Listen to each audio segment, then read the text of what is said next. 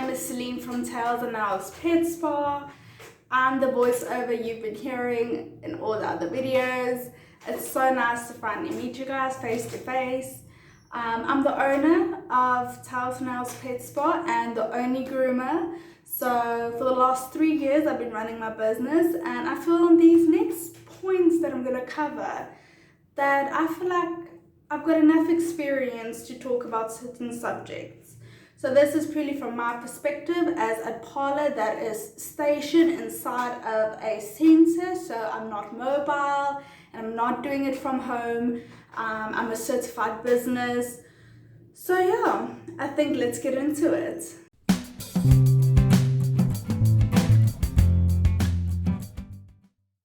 So the first misconception about a groomer is that our jobs are easy. Please excuse the dog in the background. I am trying to film this and a client has unfortunately dropped their dog off and they're only scheduled for Thursday and it's Tuesday, so yes, now I have to kind of find a way to fit these dogs in. But that's my problem. So the first misconception is that our jobs are easy. So let me start at just the physical side of being a groomer. So we groom up to 5 to 7 hours a day. Well, I do at least. And now that's excluding the cleaning and sterilizing that happens not only during your groom, but also before you open your parlor as well as after. Now with COVID, sanitization has become a much bigger thing, but I feel like in parlors it should have been done a long time ago. A lot of people can lie on their inoculation certificates, or their dog could have developed a skin disease or problem that they have not picked up on yet, and this can be transmitted to other animals or other dogs. So that's why sanitizing your cages, washing your towels on a daily basis, making sure that if you see something weird on a dog, on their skin or anywhere, that you make sure that they are placed far away from the other dogs, that the cage they were in immediately gets sanitized and cleaned. And all of this on a physical level is basically us being on our feet for an entire day, easily an 8-hour working day. And most of the times our lunches are literally in between grooms, which is like 15 minutes, and you quickly just like stuff something down your throat while there is hair covering everything.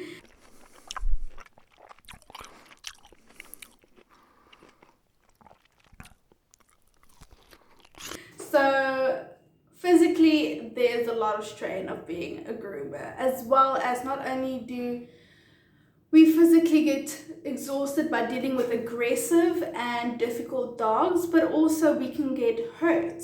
We can get bitten, we get scratched on a daily basis. I always have hair splinters in between my fingers. So I definitely feel like there is a physical element to being a groomer, not only just standing and possibly wrestling with dogs, trying to maybe get their nails clipped. And then another health risk we go through is something called groomer's lungs. Now this is an illness of the lungs, as per the name. It gets caused through inhaling a lot of hair particles, dandruff particles, all of this going into the lungs. The hair makes small lacerations on the lungs, which causes a lot of damage over time. So groomers have been wearing masks even before the pandemic came around. We need to wear masks while grooming because this prevents us from possibly developing a very serious illness. So then there is also the mental strain and emotional strain we go through on a daily basis.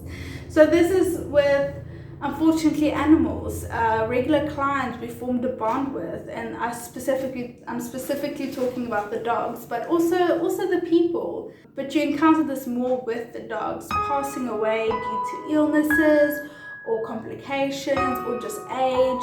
It is extremely sad. You form a bond with them, as well as we go through the emotional strain of not only do we have, well, not the emotional strain, I said this is more mental.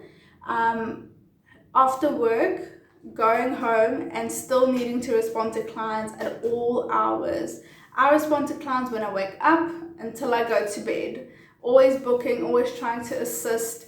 As the only person working in a parlor, this is something that I have to cover as well. I cover the admin, the cleaning, the grooming, as well as the books, like booking clients and appointments. This is something I do feel it's a big mental strain on me. And I've actually learned to try and separate. So Sundays or the days I just don't look at my work phone, but from Monday through to Saturday evening, I'm always responding to clients. Going through the mental strain of dealing with neglected dogs, it's a very hard thing for me. It's had me in tears more than once, getting dogs with excessive undercoat or matting or anything like that. It's heartbreaking, and I have to tell myself that I can't save every single dog that comes in here. I can try and inform the clients, but I can't save them. And this brings me to my next point, which I'm just going to touch on quickly, but I do feel like this is a misconception, is that all groomers think they know better, or groomers are nasty. My chihuahua. It's not a Doberman. What are you doing? He just bit me. No, So I mean this when it comes to the neglected dogs and the pet owners, that we need to try and inform and tell them that, you know, this is painful. You're letting your dog go through a very painful event. Every time they move their leg, there's hair pulling. It causes bruises. It causes sores.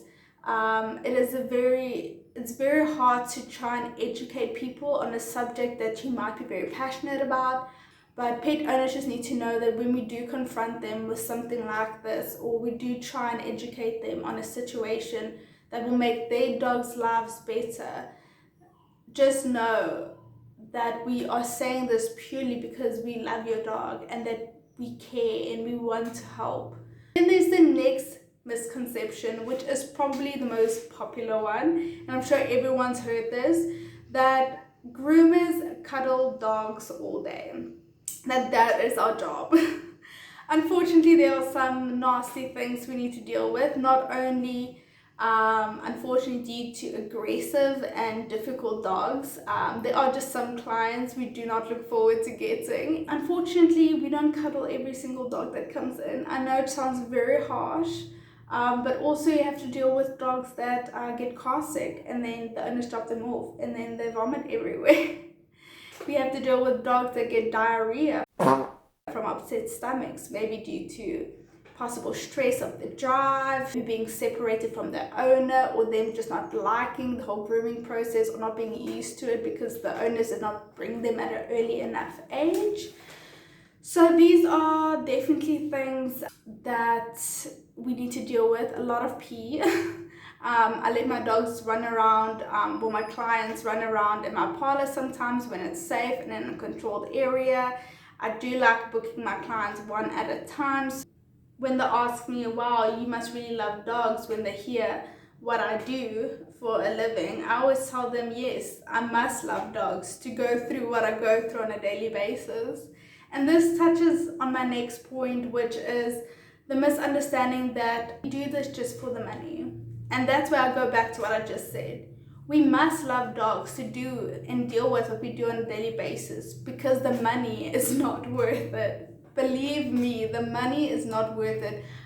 Me being the sole groomer, I can only do and groom so many dogs a day.